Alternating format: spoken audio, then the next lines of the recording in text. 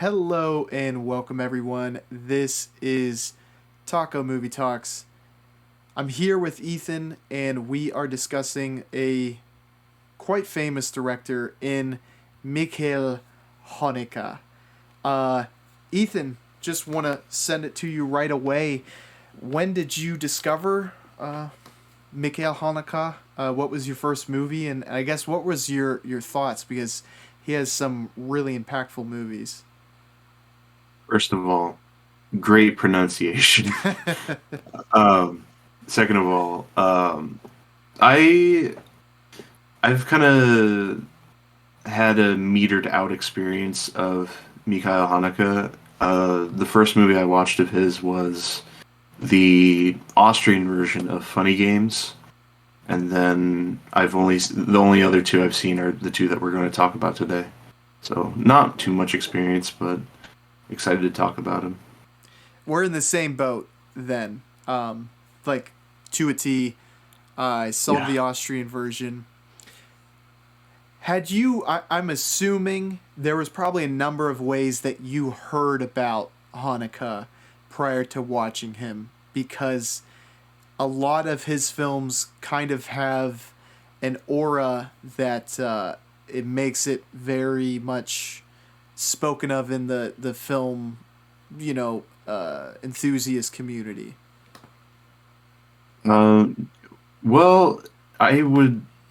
I didn't hear much about Hanukkah when I was first getting into film, and then I like to browse online for like Oscar clips sometimes, and then I just happened to see, oh, this guy named Mikhail Hanukkah just got nominated for best what is it best original screenplay for his movie Amour, and I didn't really didn't really get into his work until I heard more about him and how great he was. So I started with Funny Games, and then I did Cachet, and then I did Amour, and definitely, if I were to watch one more of his films, I would consider him a master, easily.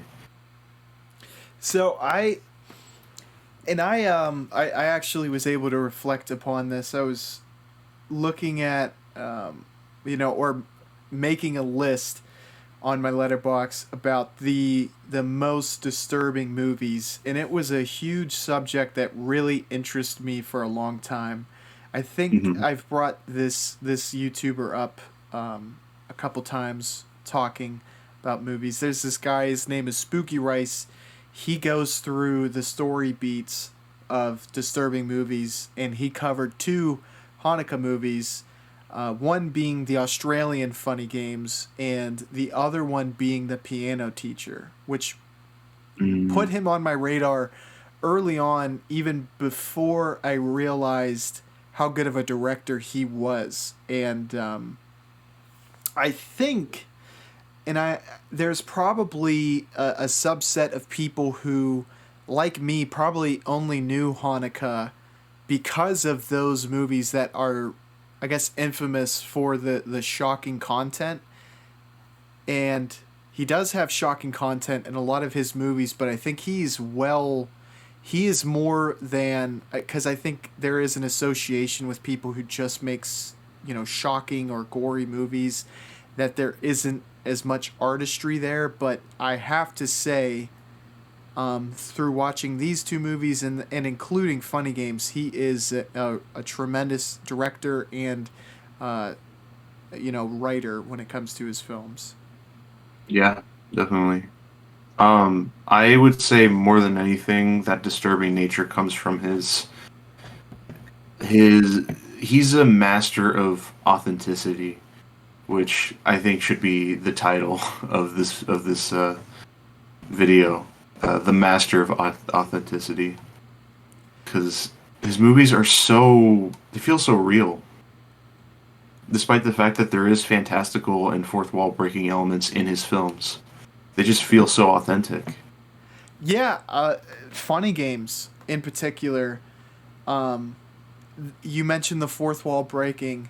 There is that, and the the strange thing, which, exactly like you said, it never takes you out of the film, even when they break the fourth wall.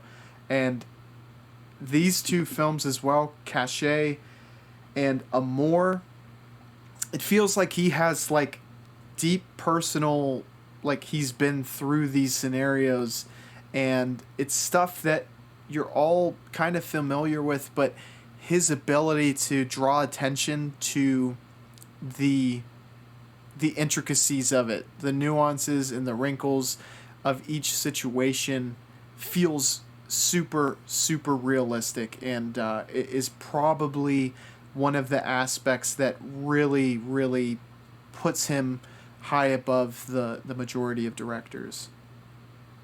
Definitely. I I think that also his understanding of human nature ties into that a great deal as well. Hmm. And how outside the lines people can act as well. Like you have the antagonist of Funny Games, and it feels like a really dead on depiction of what you would expect to sick minded individuals to act like. Yeah, absolutely. And just he just seamlessly weaves in this fourth wall breaking element, but it's there for a reason. It's there for a purpose. Absolutely. And I want to ask you, Ethan, is the screenplay or the screenwriting aspect what impresses you most about Hanukkah? Um, like, what stands out to you that really attracted you to Hanukkah's style? I love Hanukkah's scripts, definitely, but I feel like he's I think he is at his best as someone behind the camera, just someone actively behind the camera, because I feel like most of that authenticity does come from the direction and from how Hanukkah places the camera and he how the edits are so precise, um, and just how methodical he is. I agree. I think his direction really enables the acting to come out in the best possible way to make the story Yes. believable. Yeah, and that's another thing, the performances. He always knows how to get the right performances out of people. I feel like you might be able to come up with a counter example. When I think of performances that generally get a lot of accolades, win the awards, and get people talking, it's these like super inspired without dipping into the hammy portrayals, but it's these kind of understated but played super realistic performances that hopefully as we go over these films we can highlight and really speak to how good they were, but they oftentimes aren't as praised as maybe they should be. Yeah. He Mikhail Haneke is, in that regard, similar to someone like Sean Baker, who did The Florida Project and Red Rocket. He hires some like working actors, but he also hires people just off the street. Yes. And I find that really interesting. uh, Directors, their whole mentality when it comes to the personnel they work with as far as actors and actresses, to accomplish whatever they're going for. A really interesting example that's kind of far and away different than Hanukkah is a Robert Bresson. Um, Hmm. he looks at it as though he, I guess, almost like a puppeteer as a way, or that the performances are literally he just wants you to get from point A to point B, and a lot of the performances come out is like very wooden or stilted because of this, but it all actually it it creates this very unique style that Bresson is known for. And it almost kind of works the way that it does. It certainly does work, but it is completely different from what you would expect. Then you have directors that use movie stars, and they have their aura and their ability to kind of captivate the audience anytime they're on screen. And Michael Haneke is in a different quadrant where he has it's the naturalistic form of acting. I think is that what you would describe it as? Yes, naturalistic performances. That's the, there's a quote from a movie called The Rocketeer. Acting is acting like you're not acting.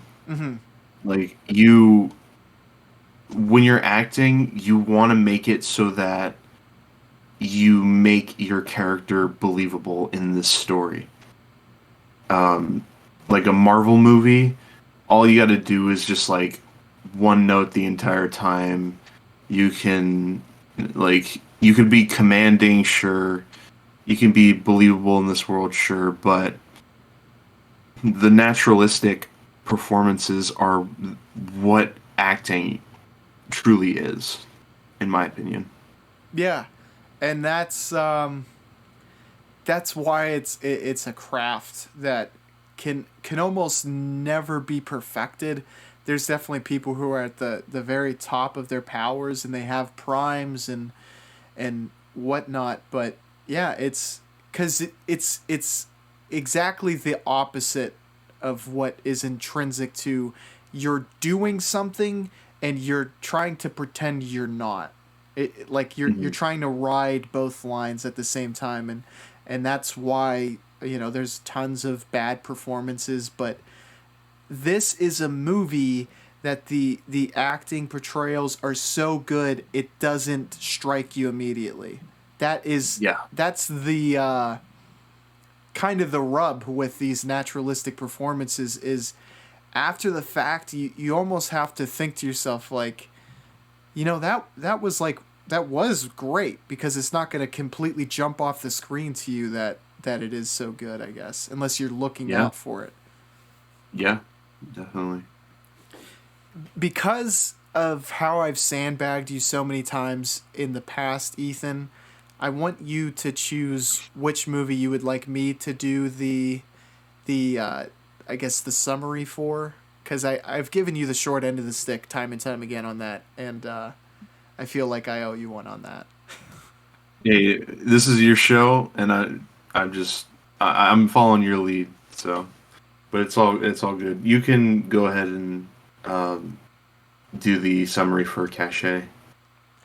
So Cachet covers a family of three in which they are receiving both drawn pictures, and videotape that is surveilling the family, walking in and out of their house, the grandmother of the son, and it mostly focuses on the father, who is kind of forced to face his past in an attempt to uncover the mystery of who is delivering these videotapes to their front door. Anything worth adding at the top, Ethan? It does have Juliette Binoche, who was in one of the Three Colors movies by Kozlowski, which we have a history with. Yes. So that was fun. That was fun to see her. Check out the Decalogue episode in the in my videos on my page. Also, I feel like this is as good a time as any to say, be sure to like the video, subscribe to the channel, and leave a comment on any of your thoughts on the movie Cachet and Amour. And also, Ethan, our guest, who we are talking with now, has his own channel, David Lynch Ranked, as well as Chinatown Video Analysis, as well as flexing his film bro status. Check out those videos and subscribe to his channel as well. Cachet, and I don't want to blow through the movie, but I'm going to be mentioning the ending a lot before we fully explore it. Yeah. And I don't want to set you up to like you have to address the ending, but it uses the footage sent to the family, which I guess right off top before I get into that would be very creepy. The whole setup of this scenario, that's just a really simple yet kind of genius idea to base a movie on. Yes. I think this whole movie is like genius setup for the most part. I agree with you.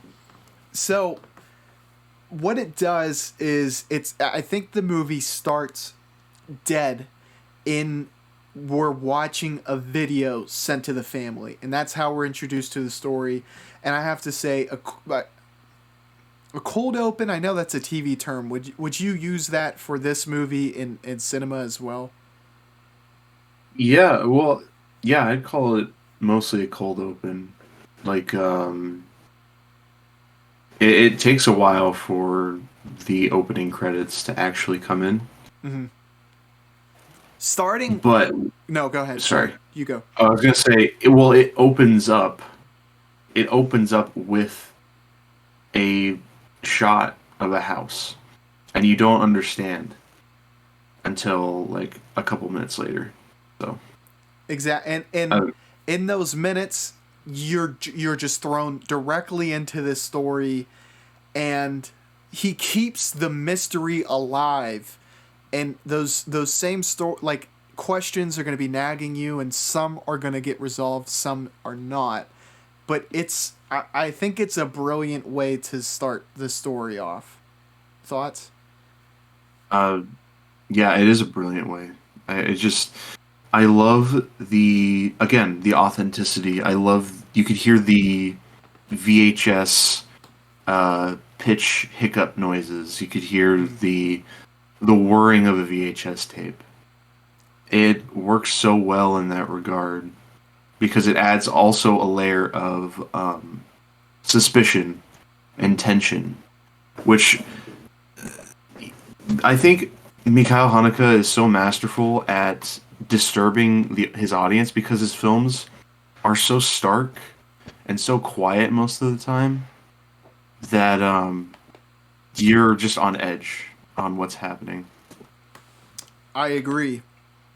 And these, for the most part, the videos are kind of just like a still shot, like a stalker is just watching you.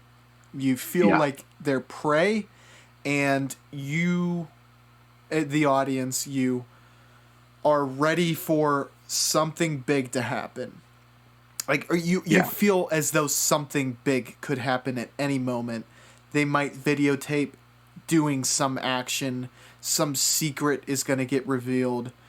That is like one of the keys that make this movie work so much, because you're constantly looking for something that ultimately sets up the ending super, super well.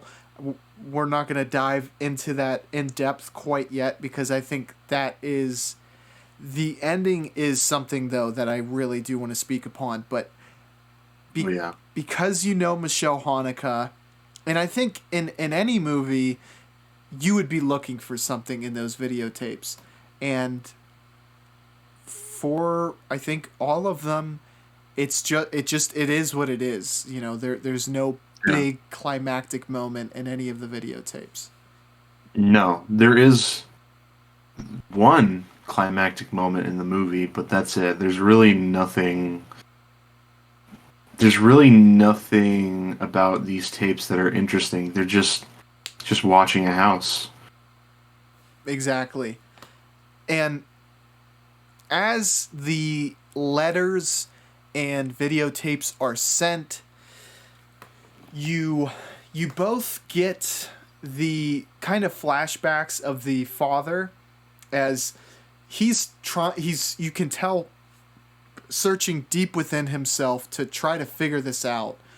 And I think it's kind of early on. I think it's the first drawing that was sent to him to where he begins to believe he knows the culprit, and the videotapes begin to further drive that point home with him, that there was a child who was, being fostered by his parents as he was growing up, that because of lies he told, was sent to an orphanage, which is one of the more compelling, I don't know, subplots of this movie. Yes, and well, it's important to get that because, um, because it's important to the real message of this story, and it's not revealed until the end, like the near the end, and it's so genius in the way Hanukkah sets this up. He thinks you think as the viewer that it's going to be this one creepy thriller with a bunch of creepy stuff in it, but it becomes something so fourth wall breaking and so clever that you're just taken aback by everything. Mm-hmm. Another, I think, subplot that's actually it's mostly told through subtext is, and this was something that I read about. I had remembered this scene where there was a news broadcast playing in the background, and because of how the entirety of the story is very much, if anything is in the movie, there's significance to it, because it's not one of these chaotic movies where there's always 20 different things going on. So No. there's a conversation going on. There's a news broadcast talking about, I think, the French and Armenian. Correct me if I'm wrong on that. Algerian. I think it's Algerian. Algerian. You're correct. Yep. Because, yes, someone mentioned this is like the best French-Algerian conflict movie since the Battle of Algiers. That was a comment I saw on Letterboxd. I would know. I haven't seen that Probably movie right. yet. I saw that movie. It is a very important movie, and it's very well made. I wasn't a big fan of it personally, but that's just me. From that movie, do they go over that conflict and what the basis of it is? Yeah, the whole movie's about the French-Algerian War. This plays a role in that plays a role in Cachet. Absolutely. And is it just kind of Algerians taking refuge in France, and French people just treating them poorly when they, take refuge there? I think so. I'm not sure. From this movie, what I was able to, take out of it, that seemed to be a big part of the conflict that Hanukkah is covering, and Yeah. and I think part of that is also made important because the little kid who was fostered by the main character's parents was Algerian. Yes. And that constitutes the end and the entire movie, and it changes the context because you are to believe that this main character, he is a good person. He's just trying to figure out what's going on. But he instead it turns into the fact that he is very prejudiced and he's a very not good person at all. And he basically just he basically just, kind of took advantage of, not take advantage per se, but like he's kind of bullied this Algerian kid even as an adult. And he's convinced himself that he's the one who's sent these tapes. We're getting into spoilers now, but I mean, we were in spoilers, so Yeah, and what makes the movie really compelling is that you're drawn back to his childhood and what ends up becoming a big climax is the potential allusion to involvement of both the son of the Algerian kid who lived with the father, the Algerian's son, and the father's son being involved in this this whole scheme.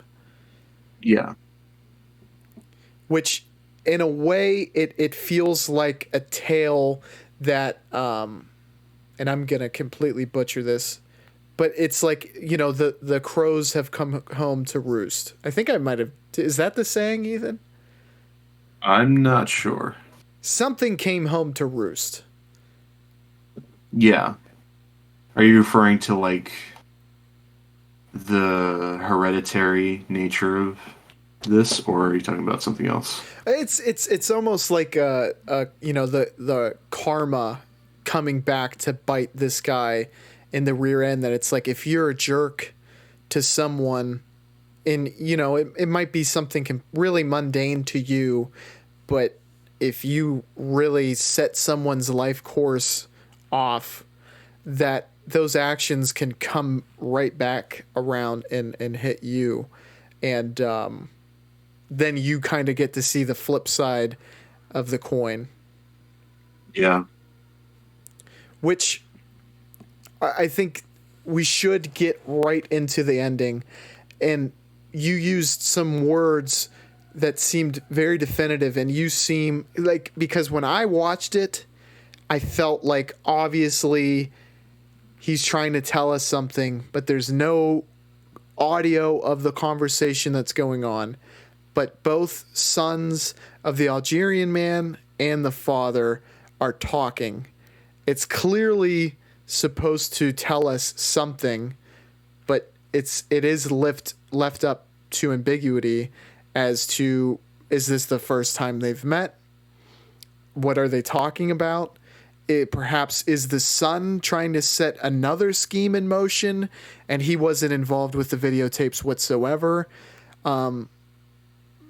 What were your thoughts on the ending? It sounds like you feel as though the Algerian family was behind the videotapes. no, no, no, no. Okay. Set the I record was straight on that. Yeah, no. It's possible, Mm-hmm. but what I was saying is that the father was so dead set on this Algerian man as being the culprit behind the VHS tapes. Because they think he has something. He thinks that the man has something against him, and it has been kind of alluded to that this man also, the father, also has a kind of a prejudice. He's kind of racist. Like, there's undertones of that. Mm-hmm. And that conversation at the end could possibly mean that it's not hereditary. Mm. It's kind of a better end. Ooh. I don't recall that ending shot too well. Is it just them talking, or does anything else happen? Yeah, that's all. And it's like you have to look for it, and that is something what makes the ending so brilliant is because you get all of these videotapes where there's really nothing central to look at, and anything that is big, like, oh, that's my mother's house, is told. But this one, you get the shot of the front of the school.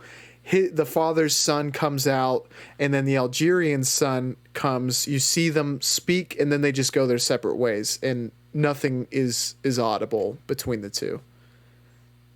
Yeah, so it could be, you don't know. It could be his son the son's breaking the mold. They're breaking the prejudice that the father carried with him. But yeah, it's a brilliant third act. The one shocking thing I mentioned was when the Algerian man commits suicide right in front of the father. That's the one shocking scene in the entire movie. But it sets up a lot more for the third act. Absolutely. And I want to kind of talk about both of the points that you brought up. So I really love your interpretation, and it wasn't one that actually immediately came up in my mind. I was so wrapped up within the mystery that I was only really looking at it as, this is something ambiguous as to whether the children were involved with this scheme. And looking at it from that way, I really liked the ending. But also having that other perspective to look at it through, which also has just as many roots within the storytelling, like subtext that's covered, also becomes a really great interpretation of the ending too. And leaving it up to where you can look through both of those lenses does make the ending really, really great. And it's hard to pull off. And also a lot of people do get upset through endings that aren't a, definitive conclusion. But I didn't have that effect. I'm sure a few people wouldn't like that. But nonetheless, yeah. The scene where the Algerian suspect in the mind of the father, the one with which lived with him and then went to an orphanage, is so abrupt that it really it caught me completely off guard. Yeah, that's the one disturbing thing from this movie, and it's brilliantly done. It's brilliantly disturbing just because, again, Haneke's direction is so stark and just blank that you do when something happens. It's like it feels so authentic and disturbing. It also feels realistic, going back to what you said, because he's been pulled into the police station and he's being accused of, just like doing these things that he hasn't done. And on top of that, by his presence and bullying, the father character, not only like he almost reaffirms his station in life, which is very clear between the two. That is another thing that's very important within this film, is that the father is living a clearly better life than the Algerian. Yeah. And it seems like by seeing this and in having this kind of ghost of his past introduced to him, I think it puts him in a very negative mind state, and there's probably shame involved in that. And I think that plays an equally important factor as to why he decided to end his own life. Yeah, absolutely. And it makes you turn on the main character. Like, the main character is kind of a piece of crap. Mm-hmm. And this is a really big sticking point of the movie as well, that the father character was so closed off when it came to this secret. I mean, do you think he was ashamed?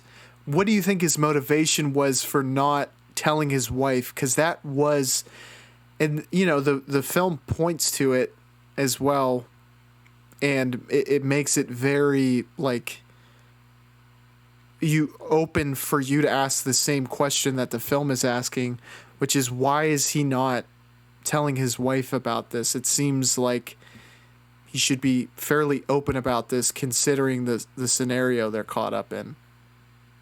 Well, I'd say that again, prejudice plays a big role in that. He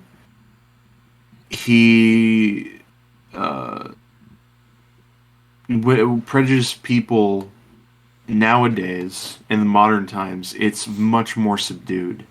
Like it's much more in the subconscious, kind of. Mm-hmm. And this guy is just he's had prejudice just baked into him. And it's very fascinating to watch. To play on the title of this, I think it works at least twofold, but it means hidden, I believe, in French. Yes. Caché. Hidden. I don't know. Which is the person filming has been able to stay hidden from the father. In that you never know truly who is filming. But speaking to one of the points that you've been making, which is the prejudice of the father, do you feel like it's playing on that where they're taking an aspect of his personality that has been hidden for so long and trying to bring it to light is also a play on the title? Yeah, probably. I'd say that's. I'd say that is a fair. Sorry. It's a fair point to make. Is what I was trying to say. And then one more kind of aspect of the movie as far as the relationship goes. The son of the central family, they think he goes missing for a day, and then when he comes back, the son seems very upset with the mother, as though she is having an affair. I wasn't quite able to kind of put my finger on what that was trying to illuminate within the plot. And it might not have been something that registered super hard with you, but I wanted to see if it was something that you noticed and if that there was something you thought it was trying to say with that interaction. Well, I guess an affair can also be something classified as hidden. So it's a possibility that is something. And just the prejudice. Not there's nothing prejudiced about an affair. It's you're having an affair with someone else. You're denoting your love for someone, and that affair is hidden. So I feel like that could be a part of it. Mm-hmm. It probably has something else to do with like. It probably has more to do with it. I don't think Haneke just left it at an affair is also something that is hidden. So, and speaking to kind of the what you said at the very end is Haneke feels very purposeful and efficient as far as anything that he throws into his movies. And I guess the verbiage even, he doesn't throw anything into his movies. Everything feels very carefully crafted and everything has meaning. And this is a really great example of that. Yes. Ethan, I want to ask you, is there anything further you would like to mention about this film? Not really. I definitely think that yeah, I think we've pretty much covered everything. I think this movie is fantastic. It is probably my favorite Hanukkah film so far. Hmm. It's close between this and Amour, but all three that we've watched are fantastic. Absolutely. I want to give my rating just real quickly and then ask you for your rating, Ethan. I gave this a 4 out of 5. I think it's great. And what's your rating, Ethan? I give this a 9 out of 10, 4.5 out of 5. Absolutely. Moving on to our next movie, it is Amour. This is a Palme d'Or, the winner in 2012. You mentioned, I think it was nominated for Best Original Screenplay, and I believe, I could be wrong on this, but I believe it is also nominated for Best Picture in 2013. Yes, along with like Django Unchained and a bunch of other stuff. So you could say that it's a good enough movie for that. Would you do the honors as far as the summary of this film? I will. So Amour, which of course means love in French, is about a elderly couple, and the wife is suffers a stroke or something like that, and she is fallen ill, and her mental and physical health slowly deteriorates as the movie goes along, and it's about how the husband pretty much deals with that. Absolutely. Another premise that is wonderfully simplistic and calls for the need to fully understand the subject matter to actually be able to expound upon it and tell a good story about it. That is done with this movie. Yes. Um, it kind of reminded me of, and we talked about this film before, but Theo Angelopoulos's Eternity in a Day. It Yeah, reminded me of that. I got that feeling too. Now that you mention it, there's so much that I want to say about this film. One of the first one is this film gives really similar feelings to, and clearly because it's the subject matter of the film, but it brought me back to like remembering what it was like as my grandparents started to get ill and as Hmm. they're at the end of their road. And that it does speak to, I think, just how well he did it and also how realistic a depiction this film was of that. Yes. Again, authenticity. It's such a realistic portrayal of this deterioration. Not only that, so, I'm looking at it through that lens and it really plays to the realism of how this is all depicted. It was able to get me to a place where I could really empathize with the husband character too, and through through it all, the man, the soul crushing nature of having someone who you've gone through the majority of your life with, someone who you love, they're your soulmate, and they've become your best friend. You go through everything with them in your adult life, nearly everything in your adult life. And for just one thing to go, and then you're faced with now there's these challenges, and then they're still alive, but you have lost this friend and you're all alone Yes. and you have the faculties to see the pain and suffering they're going through. it's such a Yeah. complex sea of emotions that Hanukkah is able to illustrate perfectly. Yes. Um, and then at the very last moment, kind of subverts expectations yet again. I agree with that. This film, we were speaking about the beginning of Cachet. This opening is quite different, but equally impactful because it leads to all of these questions. It gives you an idea of where the plot's going to go.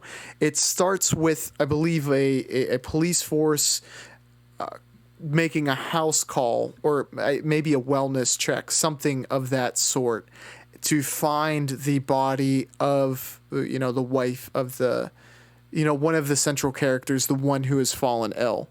And then we Yeah. start from months previous.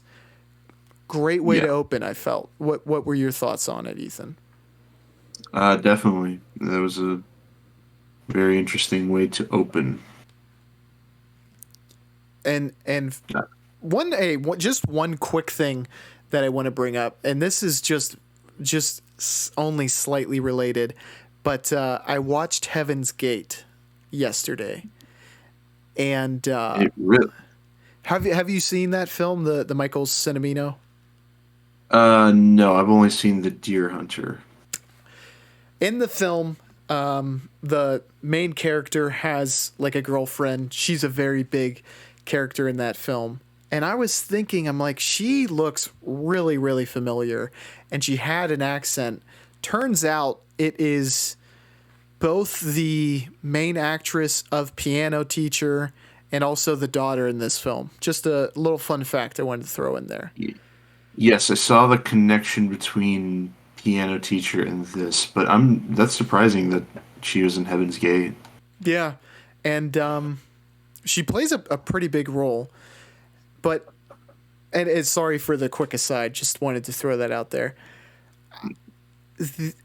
You get to see, even at this advanced age, like how, like, you get a really good sense for the chemistry these two characters have for each other, which makes what's to come all the more heartbreaking. Which that was it was interesting to start from that perspective, then give the full like, this is what it's like when it's good, this is what it's like when they're struggling, and then this is what it's like when it's really, really bad. Absolutely. I love the scene between the father and the daughter when he's almost closed her off to the world because, like, like embarrassment. Out of somewhat of embarrassment and mostly out of shame and guilt. And the way he, like, kind of denounces the fact that she wants a serious chat, and they he believes that she's going to talk about what's going to happen as far as what's going to happen with the mother, and it's a little heartbreaking to watch. Absolutely. 2 points I kind of want to make, and I'm going to throw a question at you with both of these. From your experience, did you kind of go from both heartbreak and to where it also there was almost waves of numbness, and then also speaking to the conversation that the father has with the daughter? Where do you think that comes from? Like, you mentioned embarrassment. Do you think denial also played a role into that, or that he maybe had the plot in his mind beginning to take seed? What are your thoughts on both of those questions? It's definitely a possibility that there was an element of denial in there.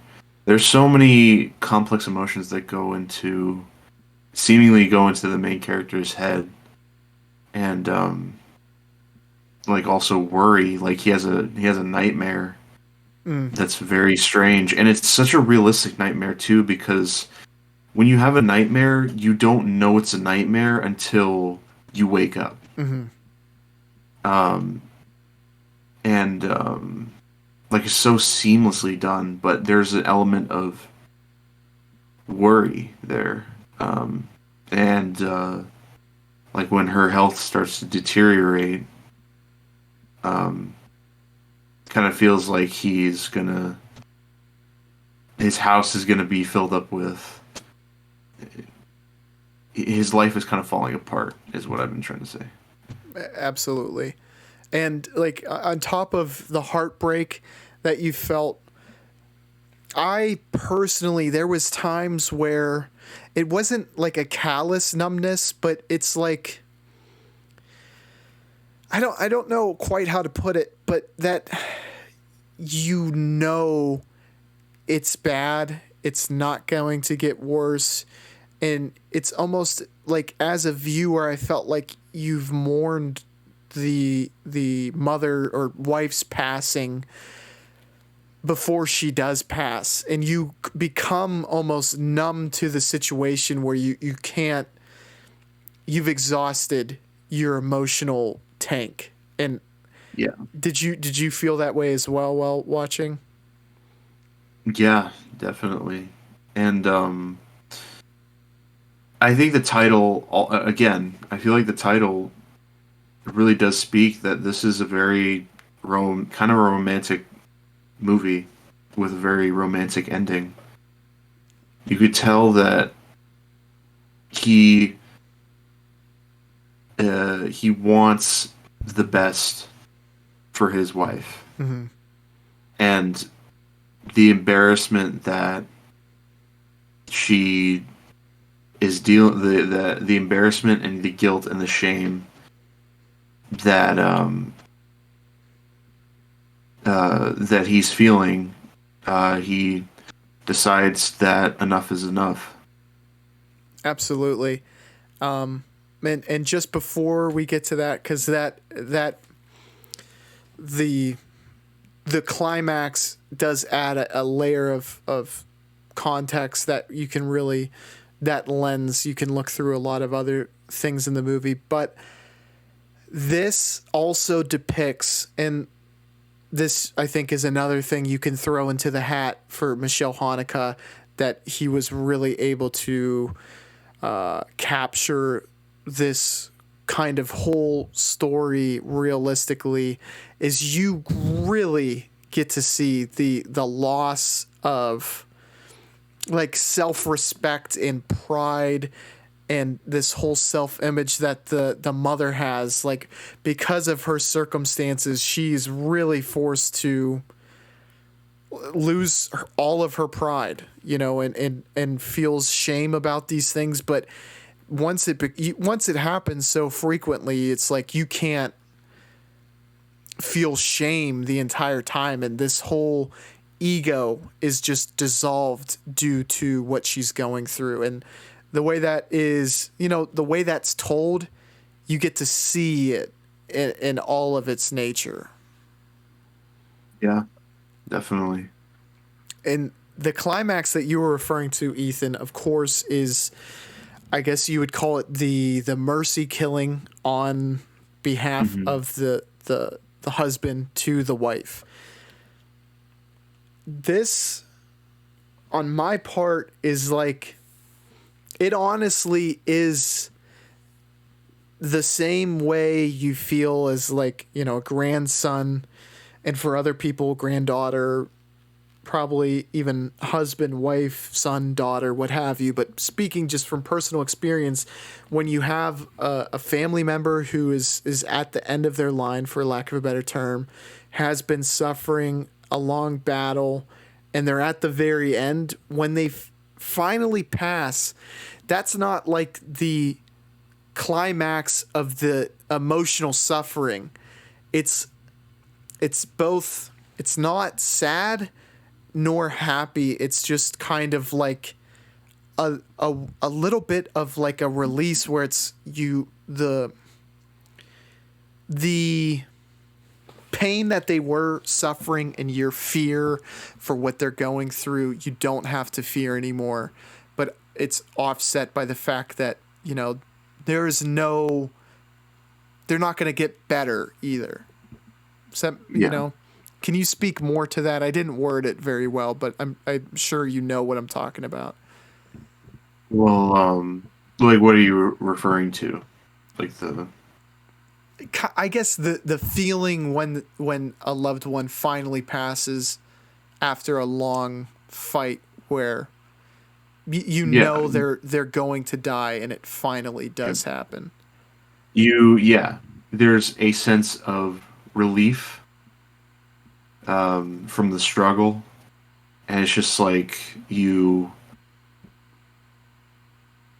well, I mean, I feel like there's just no other way to word it.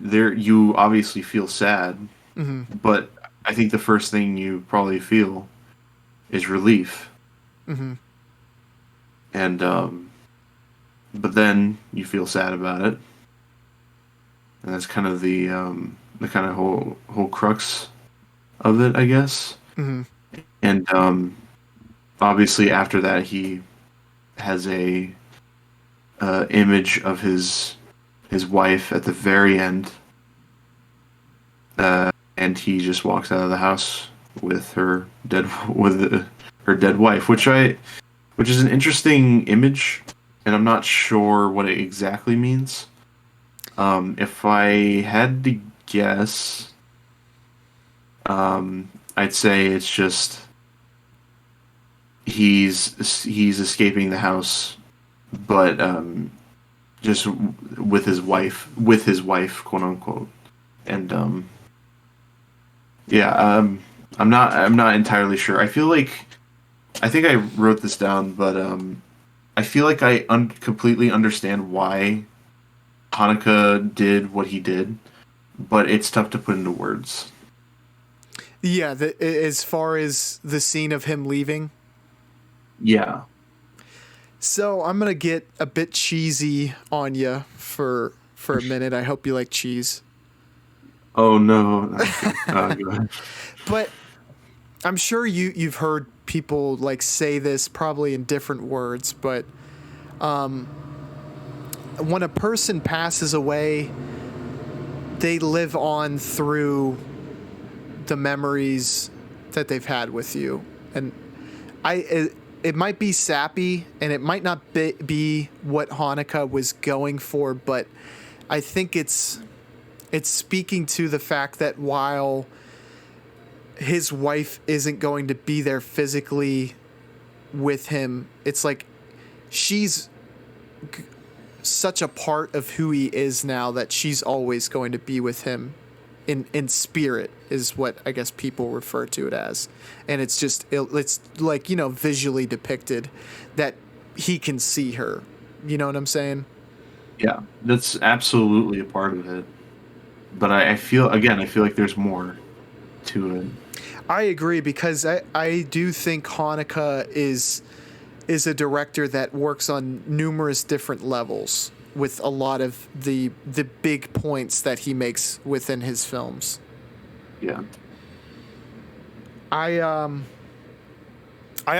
thought the very ending where the daughter comes in, and the very ending, because I think the last shot is after she's come into the house after the father's left, and she's sitting in his study, and the beginning shot where they're discovering the body, the ties between those two is the ending obviously chronologically happens before the very beginning of the film as far as the timeline of the story. She likely realizes what he's done, and how do you think she realized where the father was at and understands, or do Do you think she was mad and that's why she calls the police, or maybe just called the police so that she gets a burial as well? Like, what were your thoughts on that? I saw it as her being almost content and relieved as well. And she almost felt a sense of just, just all right. Yeah, she probably called the police Mm-hmm. to, but yeah, it was a very interesting ending. I agree. I really like the ending. Cachet's ending definitely threw me for a loop. I and this one was more understandable for me right out of the gate, but was very interesting as well. And I guess just speaking to the subject matter again, I think this is another really good depiction of a case of in a case like this, people oftentimes begin mourning before the death really occurs. Do you kind of agree with that? Yeah. Yeah. Just another like specific scene. This might not have been one that really stuck with you, but you kind of brought something up that brought it back into my memory. Was he had two nurses, and one of them he ends up firing, and says he blames it on how he treats the mother, and Mm. I kind of look through it. I look at it through a different lens now, because part of me thinks that she didn't do anything out of line, and it might have actually been to spare the wife the embarrassment of being around another person in her condition. Was that the way that you looked at it after everything was said and done, or what are your thoughts on that? I think that's a part of it, but I also believe that he was almost felt responsible for his wife, Mm. and there's probably something to that as well. Which is that's a really interesting point you just made, which is something that is worth mentioning. The onset of a disease or what have you, condition, I guess, Mm. is a breakfast conversation the two are having, where the wife character just kind of spaces out, and it's on the, I guess, recommendation of the husband, or him imploring her to go, that her physical condition takes a really hard left turn. And I think that speaks to the point that you just made, where he likely does feel very responsible for what happened, despite him not doing the surgery and despite the odds not being in favor of that happening. He was the one who recommended it, though, and in any situation like that, it's very natural for you to take responsibility, even if you look at it through a reasonable lens. He shouldn't feel that way. Yeah, yeah. And on top of that, I think there's even a push and pull where the wife kind of, she doesn't say it, but she also makes an implication where she makes him promise to never take her to a hospital again, which I think is supposed to not only give a like a bit of backstory on the character, that she's afraid of hospitals, possibly, but also that she blames them for her current state and doesn't want them to screw anything up again. Perhaps, or it could be because she too knows her fate. Mm. and it shows that she was once a very capable person. And I feel like, again, the romance. I feel like they understand that they're responsible for one another, and it's just that both of them are going through being old. I mean, Haneke used very old actors to play these two roles, and in fact, both of them have since sadly passed away. The father, more recently, he passed away last year, and then the mother, the actor who plays the mother, she, the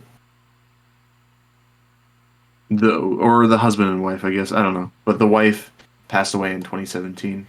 Mm.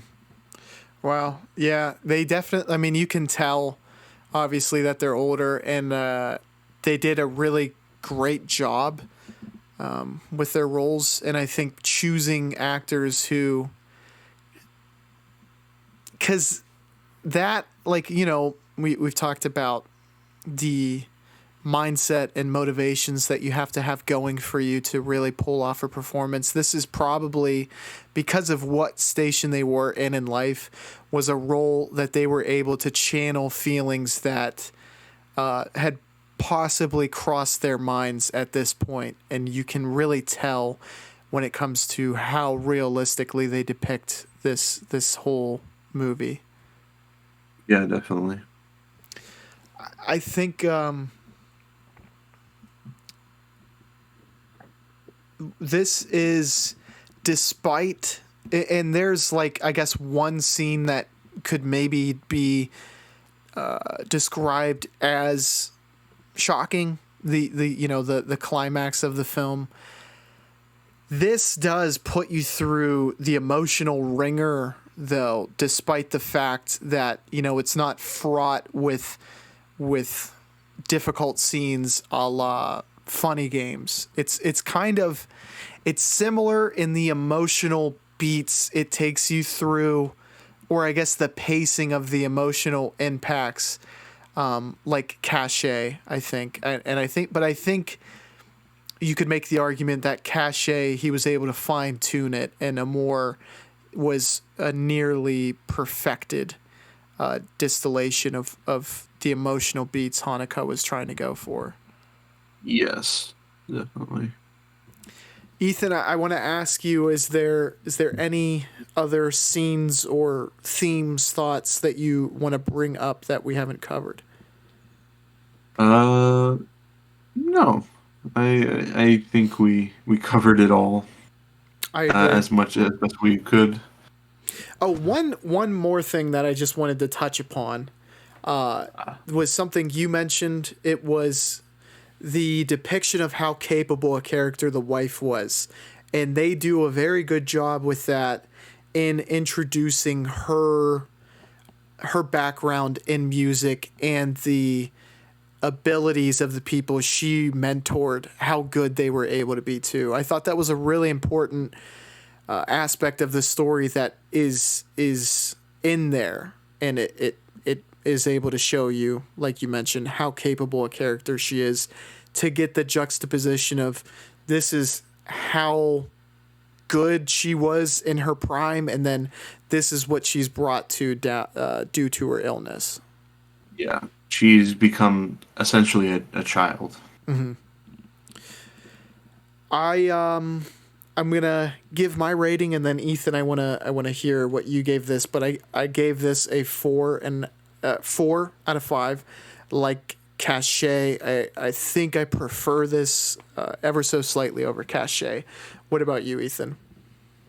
I also gave this a 4.5, and I also gave Funny Games a 4.5. So it's like a three-way 9 out of 10. Which I think one more film, and Hanukkah will possibly be one of my favorites. I give this a 4.5 out of 5. I do slightly prefer Cachet over Amour. I mean, consistency amongst these three. There's not, I guess, any critiques that you thought to yourself while watching any of the three? Um, there are lulls in his films, Mm-hmm. like certain bored spots that you feel for his movies. It's tough to really um obviously a lot of what he does is purposeful, and so I can't really fault him for a lot of any real thing that's in his movies because he's so methodical and he's so capable of making an authentic story that it works. But there are lulls in his movies that I think are, you know, there his films are just not always like 100% masterpieces for me. They're just like really fantastic, authentic stories, and that's really all she wrote. To close it up, just one more topic I want to pick your brain on, whether rightfully so or not.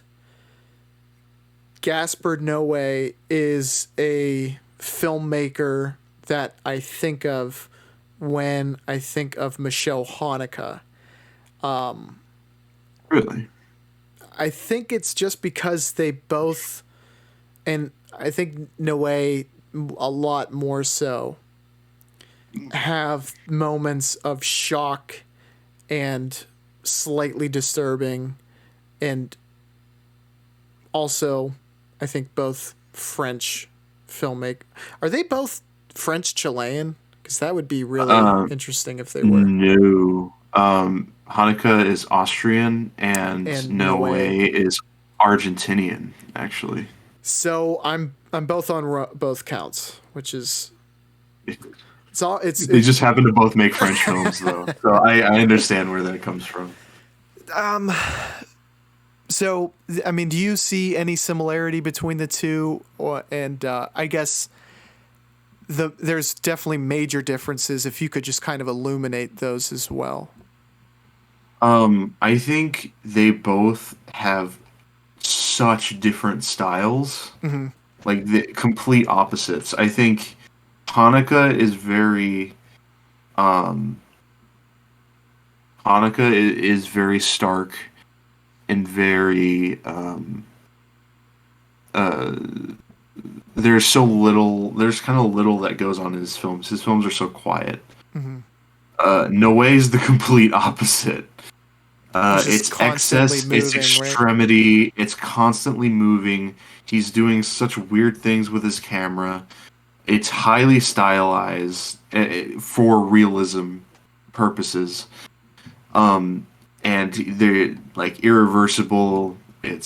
He has just like irreversible climax, love. They all have such extreme moments. And I think that as far as the similarities go, I think they implement their very unique styles in different themes. And one I prefer over the other, but they do it well. Kind of well. I think Hanukkah does it a lot better than Noé, but I guess that's the one similarity I can think of. But I could see where you're coming from. Like they do both make very disturbing movies.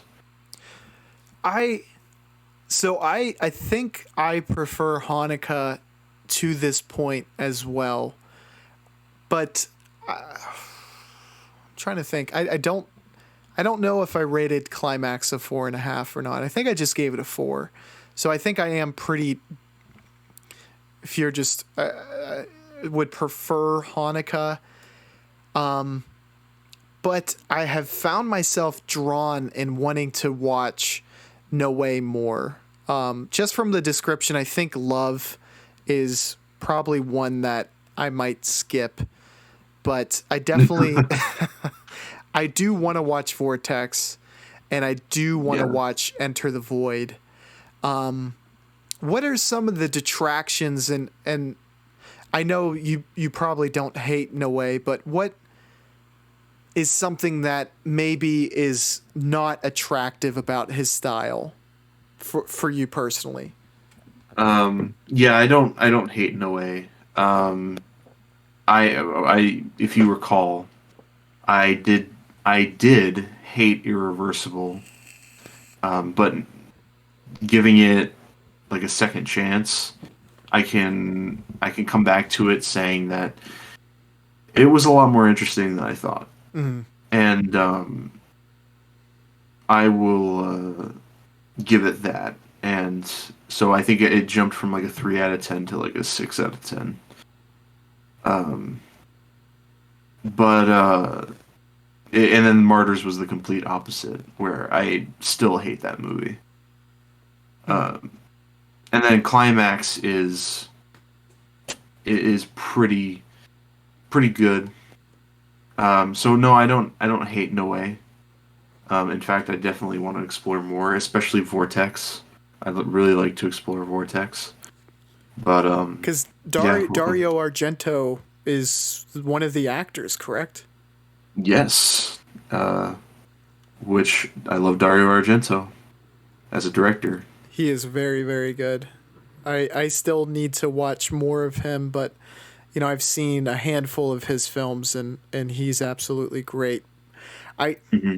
I do think that I mean he's someone who's trying to No Way, that is who I'm speaking of now.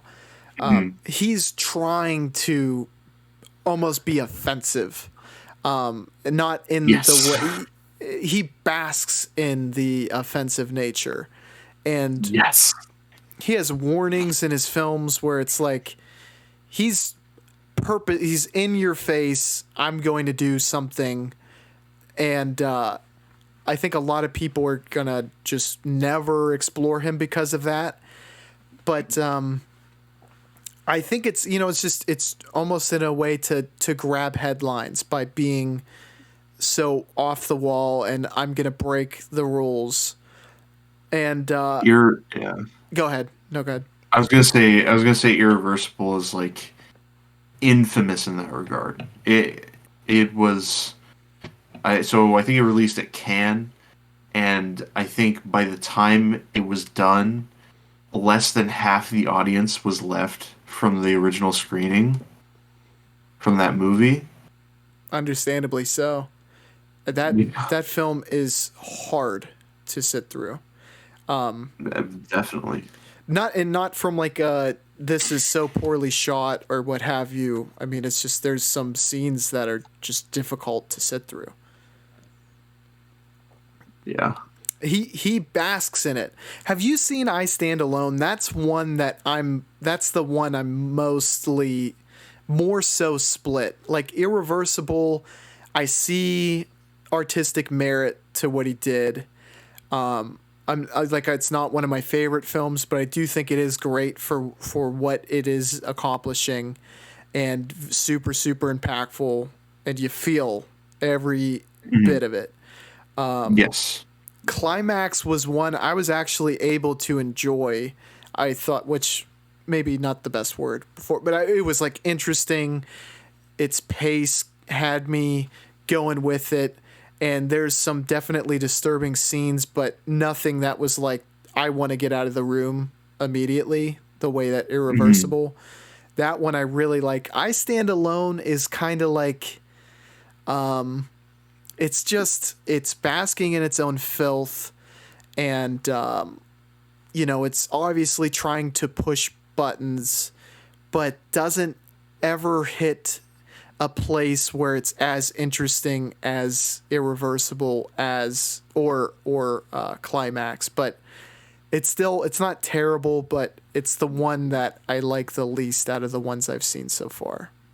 Hmm. I have not seen I Stand Alone, but I know you were initially referring to the warning at the beginning of I Stand Alone, Mm.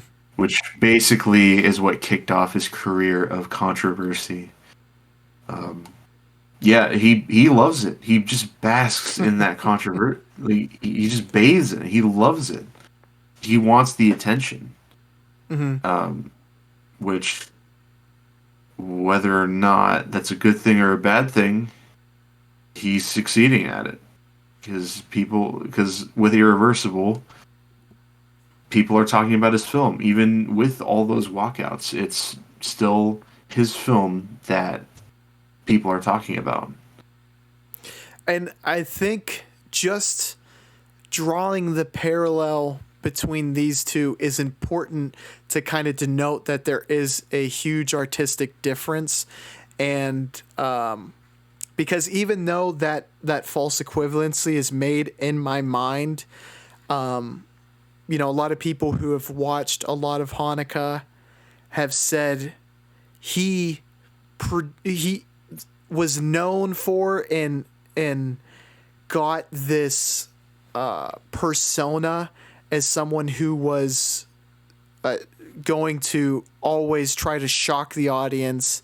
And a lot of people probably also made the same false equivalency I made, that, oh, he might be a lot like Noé. But I feel like, and look, art is all subjective. There's no better way to do it, but that he does come at it from a completely different angle than Noé. Noé seems to be a provocateur, whereas Haneke,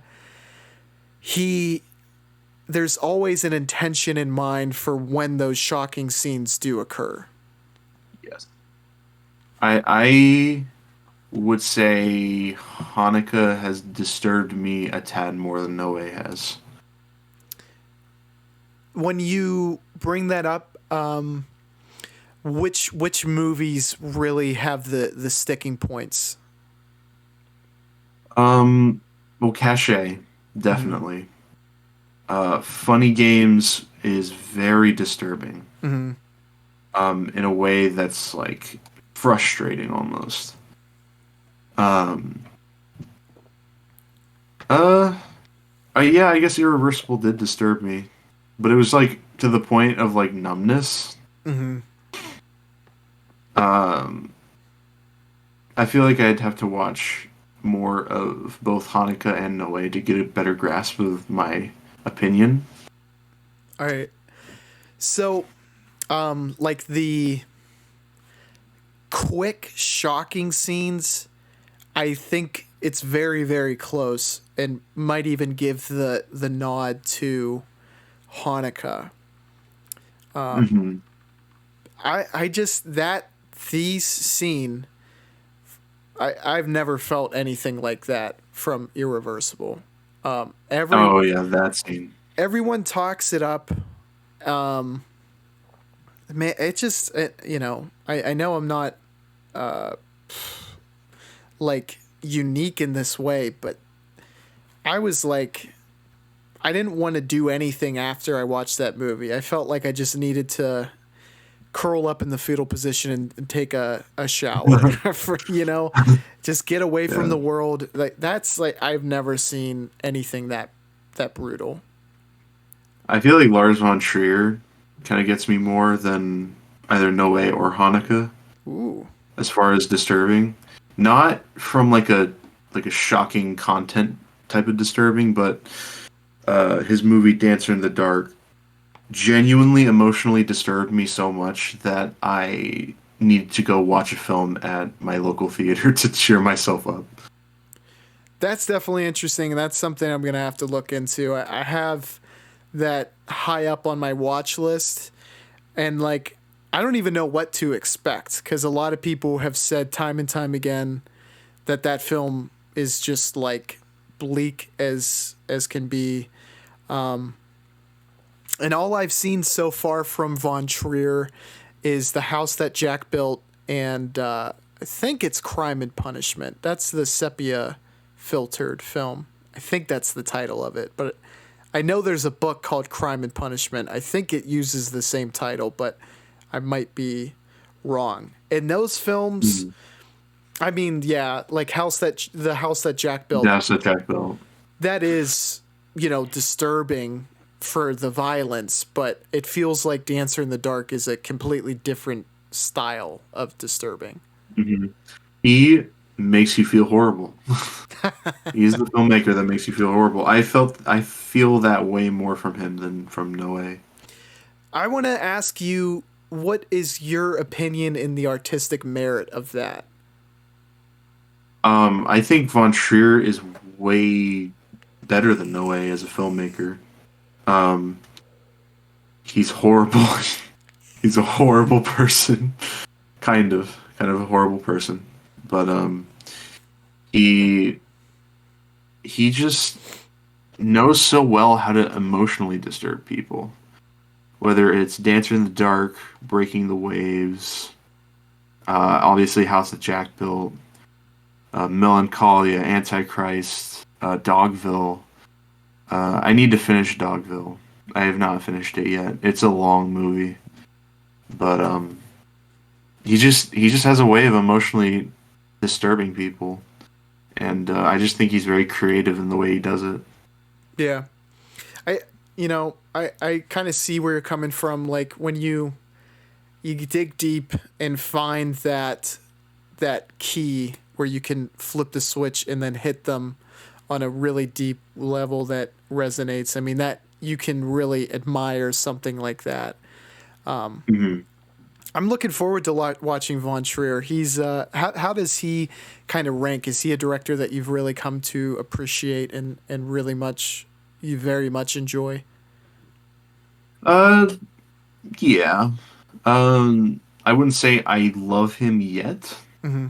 but I'd say he's really good as a filmmaker, not as a person. Dancer in the Dark, with Dancer in the Dark, Bjork, who stars in it, she had this was her only movie, and she during the Me Too movement, she was accounting a time that a Danish director was very abusive towards her, and she did one movie. Could be anyone. Could be anyone. I mean, Could be anyone. Yeah.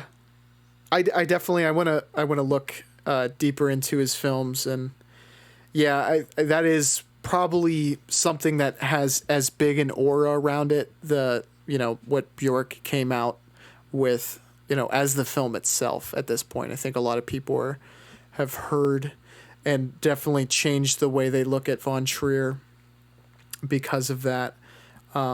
Nonetheless, I do want to watch his films because Hmm.